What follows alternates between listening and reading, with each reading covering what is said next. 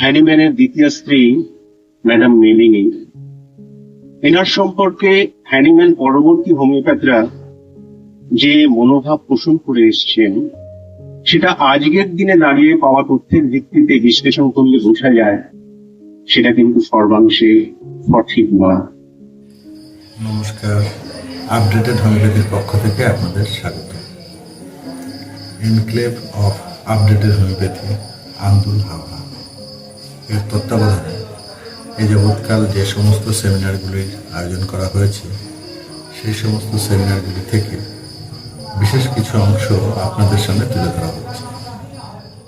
নমস্কার। দেখতে দেখতে আরো একটা 10th এপ্রিল এসে গেল এবং আজকে আমি আবার সেই কথকের ভূমিকায় আপনাদের গল্প তুলে ধরছি।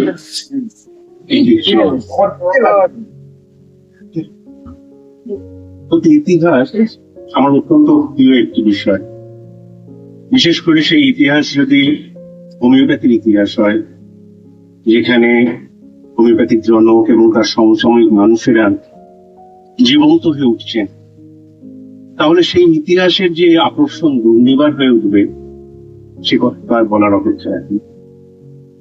এবং আমার মনে হয় আমাদের সকলেরই মাঝে মাঝে একটু পিছন ফিরে তাকানো, তাহলে ইতিহাসের পুনর্মূল্যায়ন করা সম্ভব হয় বর্তমান সময় নিয়ে। যেমন ধরুন, হ্যানিম্যানের দ্বিতীয় স্ত্রী ম্যাডাম মেলিনি।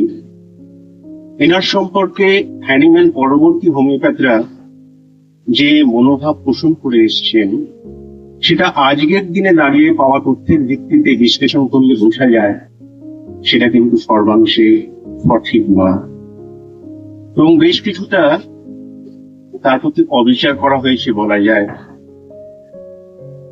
প্যারিসে হ্যানিম্যানের জীবনের শেষ 8টি বছর সম্পর্কে অত্যন্ত তথ্য সমৃদ্ধ, গবেষণামূলক এবং প্রামাণ্য দুটো বই হচ্ছে রিমা হ্যান্ডির লেখা in search of later Hahnemann এবং হোমিওপ্যাথিক লাভ স্টোরি।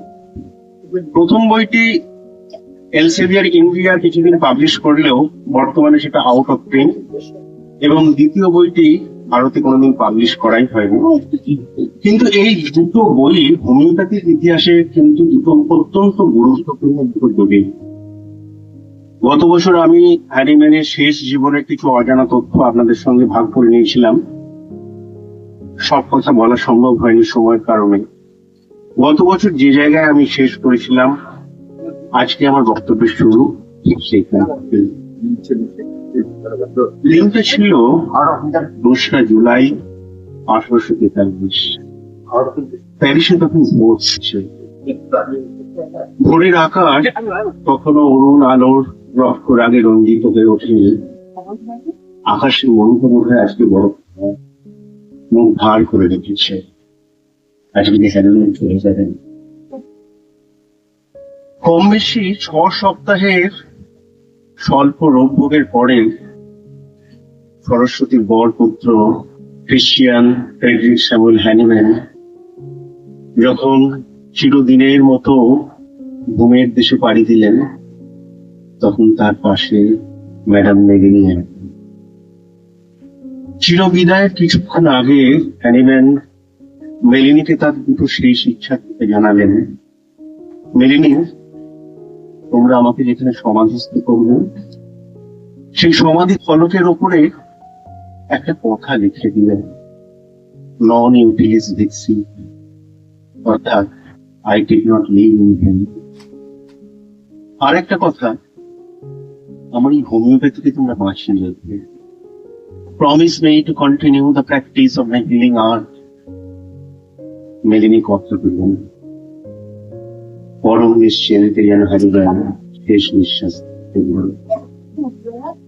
মেলিনি, যার জীবন গত 8টি বছর শয়নে, স্বপনে, নিদ্রায়, জাগরণে এই একটি মানুষকে ঘিরে আবর্তিত হয়েছে, সেই মেলিনি কিন্তু আক্ষরিক অর্থেই শোকস্তব্ধ হয়ে গেলেন। হৃদয়ের অব্যক্ত বেদনা যেন নীরব অশ্রু ধারা হয়ে সরে পড়তে লাগলো। কিছুক্ষণ পর মেলিনি খবর দিলেন একমাত্র ডক্টর জার। ডক্টর জার ইনি কিন্তু হ্যানিম্যানের স্বদেশীয়, ইনিও জার্মান হোমিওপ্যাথ। হ্যানিম্যান যখন 1835 সালে জার্মানি ছেড়ে প্যারিসে চলে আসেন, তখন ডক্টর জারও হ্যানিম্যানের পদাঙ্ক অনুসরণ করে ফ্রান্সে চলে আসেন। হ্যানিম্যানের মৃত্যুর প্রায় 5 ঘন্টা পরে হ্যানিম্যানের শয়ন কক্ষে প্রবেশ করলেন ডক্টর জার। দেখলেন হ্যানিম্যানের নিকট দেহ শয্যায় সমাসীন, পাশে মেলিনি। এই দিনের ঘটনার একটা বিবরণ পাওয়া যাচ্ছে যারের পরবর্তী লেখায়। যার বলছেন, I went at once and was admitted to Hanniman's bedroom. Here, think of the sight. Instead of seeing Hanniman, the dear, friendly old man, smile his greeting, I found his wife stretched in tears on the bed and him lying cold and still by her side. Having passed 5 hours before into that land where there is no strife, no sickness, and no death. Yes, dear friends, our venerable Father Hanneman has finished his course.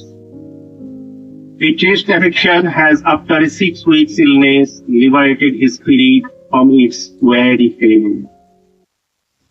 In Yarulikshin, his mental powers remain unimpaired up till the last moment, and although his voice became more and more unintelligible, yet his broken words testified to the continued clearness of his mind and to the calm with which he anticipated his approaching end.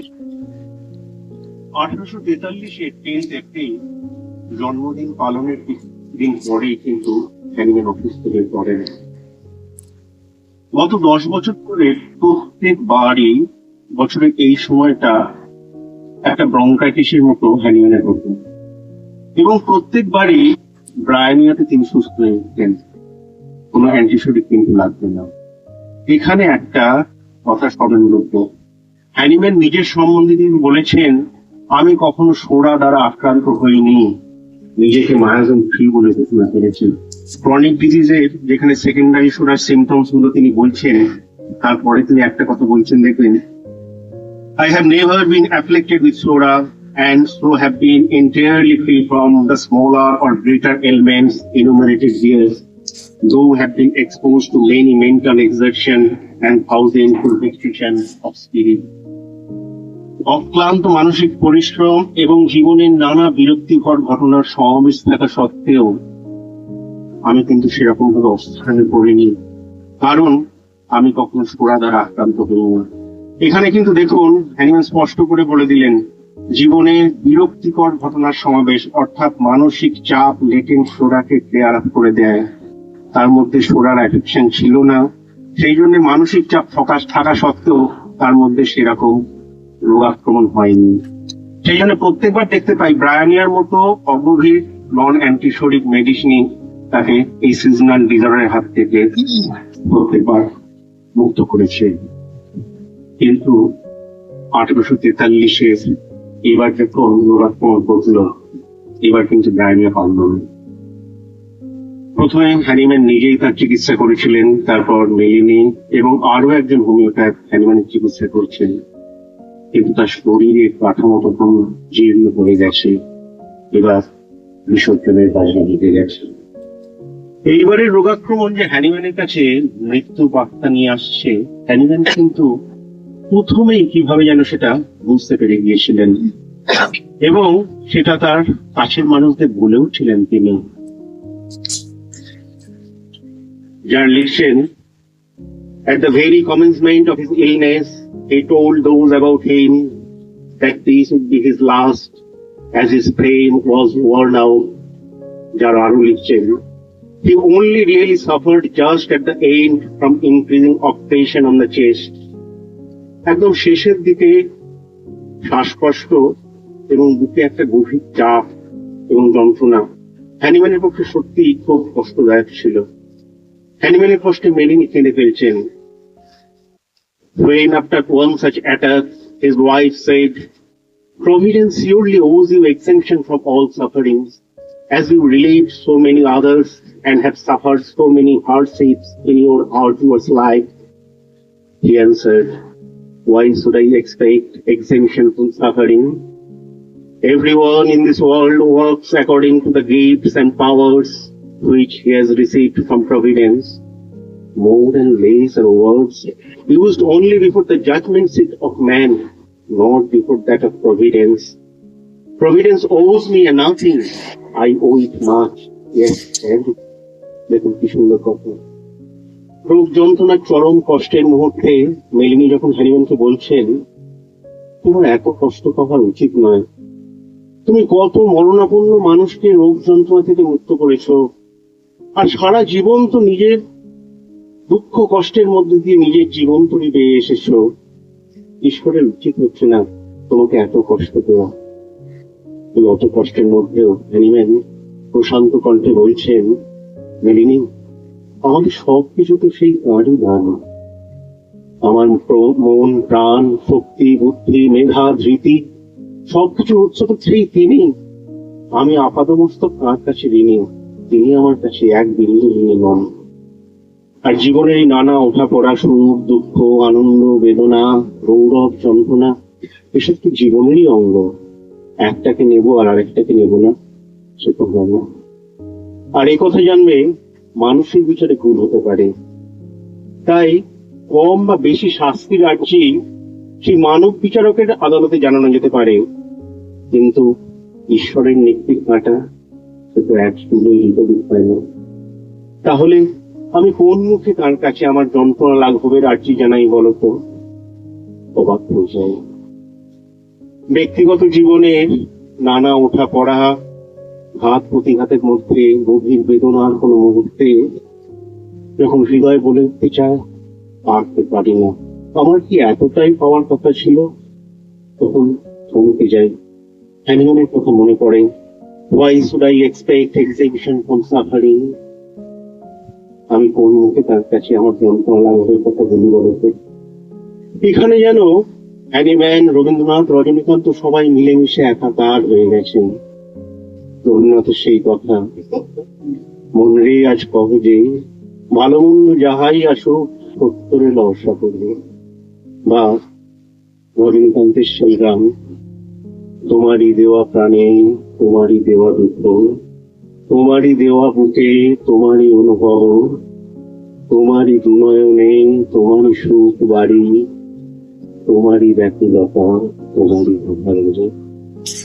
এই বোধে এই সত্যি যদি প্রতিষ্ঠিত পাওয়া যায়, তাহলে তো অন্তর্গ্লানি, সংসার ভার, পলক জেলিতে কোথায় একাকার, জীবনের মাসি স্তরিতে তোমার লাঠিবারে যদি পাই। কিন্তু এ কথা বলা যত সহজ, জীবনে তার প্রতিফলন ঘটানো তত সহজ তো নয়। তাই আমরা দেখি হ্যানিম্যানের মৃত্যুর পর ম্যাডাম মেলিনী কিন্তু গভীর শোকে নিমগ্ন হলেন,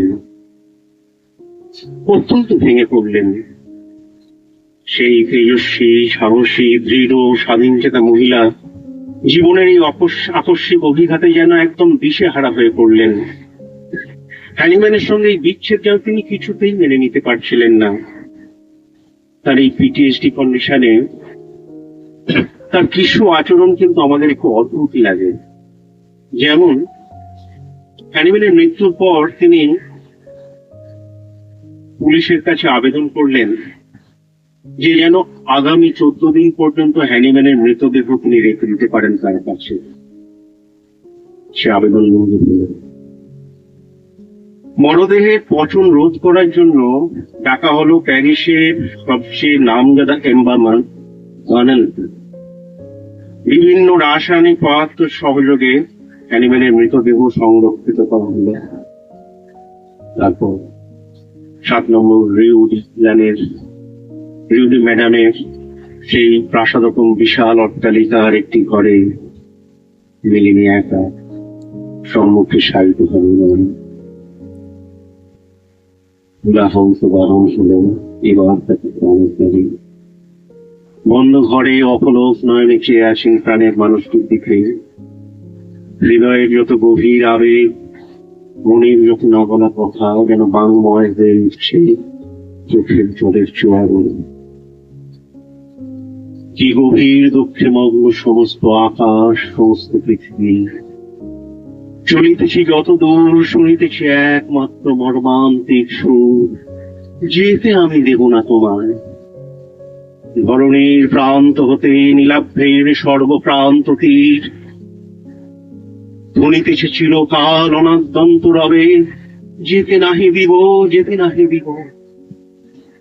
এ অনন্ত চরাচরে স্বর্গমর্ত ছেয়ে সবচেয়ে পুরাতন কথা, সবচেয়ে গভীর ক্রন্দন, যেতে নাহি দিবে। আর তবু যেতে দিতে হবে, কেউ চলে যায়। মহাকালের এই অলঙ্ঘনীয় নিয়ম শোক বিহ্বলা মেদিনীকেও শেষ পর্যন্ত মেনে নিতে হবে। 1843-এর 11ই জুলাই হ্যানিম্যানের শেষ যাত্রার আয়োজন করা হলো। মারা গেলেন 2রা জুলাই, শেষ যাত্রা হচ্ছে 11ই জুলাই, মঙ্গলবার। মেলিনি কিন্তু হ্যানিম্যানের এই শেষ যাত্রার সময় কোনো পাবলিক অ্যানাউন্সমেন্ট করলেন না। কোনো বন্ধু বান্ধব স্বজন আত্মীয় পরিজন কাউকে খবর দিলেন না। এই শোক যেন একান্তভাবে তার একার। এই দুঃসহ বেদনার ভার যেন তার একারই বহন করা উচিত। এই গভীর বেদনার মুহূর্তে সবাইকে হেঁকে ডেকে জানিয়ে একটা জমকালো শোক মিছিল করার মতো মানসিক অবস্থা সত্যিই মেনে নিচ্ছিলেন। কিন্তু এই জন্যে পরবর্তীকালে রিচার্ড হেল থেকে আরম্ভ করে সকল হোমিওপ্যাথি মেলিনিকে ভুল দিয়েছেন, তারপর সমালোচনা করেছে।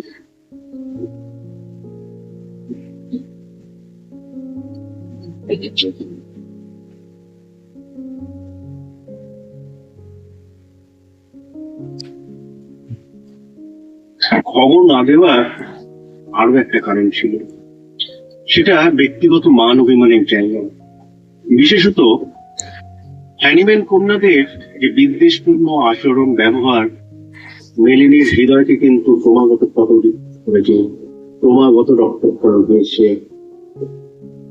এবং হ্যানিম্যানকে জার্মানি থেকে প্যারিসে নিয়ে চলে আসার জন্য হ্যানিম্যানের স্বদেশীয় বন্ধুবর্গের কাছে মেলিনি কিন্তু একজন ভিলেন ছাড়া আর কিছুই ছিলেন না। তাই অভিমানের জায়গা কিন্তু ছিল। তাই দেখতে পাই হ্যানিম্যানের জীবিতাবস্থায় হ্যানিম্যানের অসুস্থতার খবর পেয়ে যখন হ্যানিম্যানের মেয়ে এমিলি এবং এমিলির ছেলে লিওপল্ড প্যারিসে ছুটে আসছেন হ্যানিম্যানকে দেখার জন্য, মেলিনি কিন্তু তাদের হ্যানিম্যানের সঙ্গে দেখা করবেন। একমাত্র হ্যানিম্যানের মৃত্যুর পর তাদের প্রবেশাধিকার ঘটে হ্যানিম্যানের গৃহে। অবশ্য এই হ্যানিম্যানের শেষ যাত্রার দিন মেলিনি কিন্তু এমিলি এবং লিওপল্ডকে ডাকেন। 11ই জুলাই 1843 মঙ্গলবার। ঘড়িতে তখন সকাল 6টা। অন্তরের বেদনা যেন বাইরের প্রকৃতিতেও পড়তে পড়তে ফুটে উঠেছে। বাইরের আকাশে তখন কালো মেঘের ঘনঘটা, মুষলধারে বৃষ্টি হচ্ছে। হ্যানিম্যানের কফিন 4 জন সব বাহক মিলে ওই মুষলধারে বৃষ্টির মধ্যেই বয়ে নিয়ে চললো 8 মাইল দূরের মন্ট মার্টারের সেমেটারির উদ্দেশ্যে।